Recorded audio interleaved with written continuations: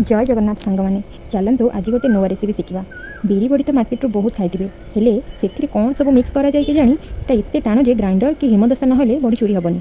But आज बिल्कुल सहज उपाय खूब कम समय बनी जाऊा बड़ी रेसिपी शिखा।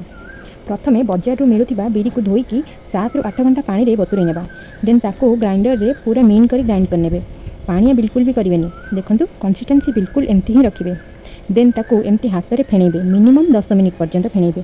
एमती फेणेबा द्वारा बड़ी बहुत ही हल्का और टेस्ट भी होता है। आउ ये बिरी बड़ी हल्का इतने हो जाए जे आपको कौन हेमदस्ता कि सील कि ग्राइंडर हेल्प नेबाक पड़ोनी।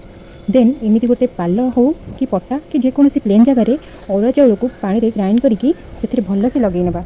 देन बड़ी को एमती छोट छोट पारि नेबे। देन ताको एमती गोटे टाण खरारे छाड़देवे। देन गोटे दिन पर गोटे खड़िका साहाय्य ना सेमती ही उठीज। एमती ओलटे नहीं आउ गोटे खरारे छाड़देवे। देन रेडी हो हालुका आउ सुपर टेस्टी बड़ी बहुत ही कम समय। आपन भी आपन घर एमती बड़ी बनातु।